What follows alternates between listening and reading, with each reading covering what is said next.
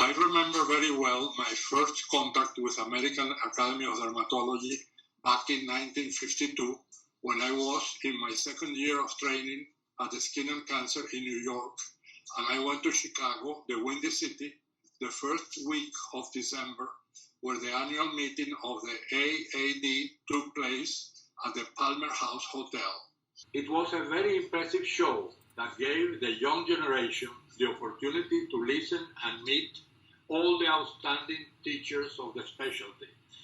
The educational program was very worthwhile. I suppose at that time the meeting attracted mostly American dermatologists, but over the years the quality of the scientific program became more and more interesting to specialists all over the world, and they came from remote countries. It is therefore understandable that its board had taken notice of the world significance of this gathering, establishing the International Day of Dermatology, a very important initiative that I welcome with enthusiasm. I'm glad and proud to hear that the Venezuelan Society of Dermatology had been invited to participate in this event this year. When I was invited to participate aloud to the Venezuelan Society of Dermatology by Dr. Nair Loyo, and for reasons related to my health and age, I had to decline.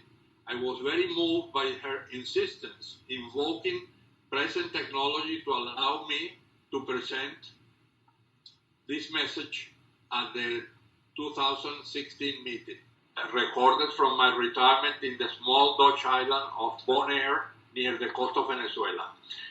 As an example of the usefulness of meetings of this type, I remember that few years later, and at the same place, I had the opportunity to consult with the experts about a new disease of the skin.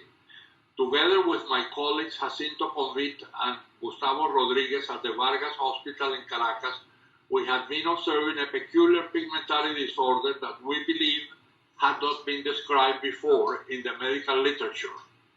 We tried very hard to find something similar in books and journals to no avail, and afraid of being put in a difficult situation if we made a mistake in our hypothesis that we were examining a new disease, probably not a new disease, but one that has not been identified as such previously, we decided that before publishing our discovery to consult some of the well-known authorities, and I took the histories, pictures, and histopathology slides to the Palmer House in Chicago.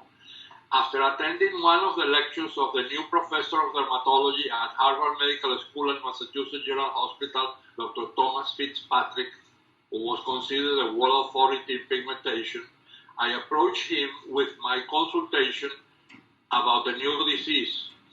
I had never met him before, even though my first year of training in dermatology, 1951-52, was at the institution he now directed.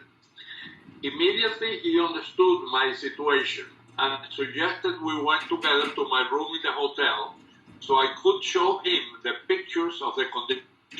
After seeing them and after listening what I had to explain, he said, if I remember well, I have no doubt you are seeing a pigmentary disease of the skin never described before. As a matter of fact, I have one similar case in a woman of Indian background named Mrs. Molberger that I filed in my mind as a new disease and never published, waiting for other cases to appear. As you can imagine, this gave us the green light to publish our cases that we provisionally have named pintoides for its similarity to the treponematous disease pinta, that we changed later to erythema dyschromicum perstans, following Dr. Marion Sulzberger's advice. I think in the late 50s and 60s of the last century, we were able to structure a good and modern department of dermatology at the Vargas Hospital and Medical School in Caracas with a solid research effort. In a small, underdeveloped country, this was quite an achievement and a good example to follow. It proves that it's important to dream and imagine a better future all the time. We had a few but important objectives in mind. First, approval of the American Board of Dermatology to accept a year of training at the Vargas Hospital of Caracas as part of the full-time 3 years required by this institution to be eligible for the qualifying examination as a specialist in dermatology in the United States and Medical School of the United States. The second, we obtaining a substantial grant for dermatological research at the Vargas Hospital of Caracas from the National Institute of Health of the United States, since at that time there were no funding resources as such in Venezuela. In the third place, establishing a dermatological research association for various programs, including 1 or 2 days workshops for which a small fee was charged. That made it possible to invite to Venezuela the most prestigious worldwide leaders in dermatology, especially from the United States and the United Kingdom.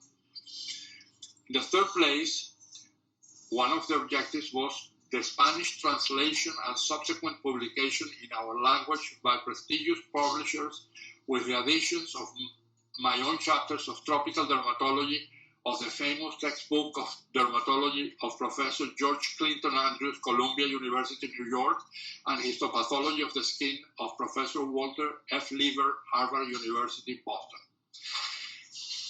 The key factors which allow the above-mentioned strategies to take place was a friendship developed throughout the years, with my teachers and mentors who were the source of inspiration during my formative years in the United States. Based on the credibility that these ideas and projects deserve, they never hesitated to provide the support necessary to achieve them. Although it is impossible to mention all the people to whom I contacted and received help to achieve this aim, I cannot fail to mention my teachers, Marion Sulzberger, Maurice Costello, Rudolph Baer, Orlando Canizares, and George Andrews from New York, and Walter Lever from Boston. Later, other renowned international leaders in dermatology gave us the same kind of support, including Eugene Farber, Stanford University, Walter Lovitz, Portland, Oregon, J. Walter Wilson, Los Angeles, Harvey Blank, Miami, Alfred W. Kopf, New York, Coleman Jacobson, Dallas, Thomas Fitzpatrick, Harvard, Charles Calnan, London, and Arthur Rook, Cambridge. Eugene Farber played a unique role for many years as a source of inspiration, advisor, and loyal friend, who brought all his influence to put to work these ideas, often with his own resources and active participation. But with modern information and communication technologies, we have the proper tools to compete in the quality of our work in a worldwide basis. We have the high qualified human resources, and we hope our societies will understand the importance of health, giving us the necessary resources to accomplish our work. The webpage PL, Latin American Dermatology, the Venezuelan experience in telemedicine, and the blog Bitácora Médica are good examples of what can be accomplished in this area. The recent statistics of Bitácora Médica showed that this blog had 85,595 visits last January 2016, with 378,899 internal visits, a variation between 2,000 and 3,500 daily visits. It is very important for medicine in the first place, and then for dermatology, to continue attracting the best candidates, since the future depends on their performance.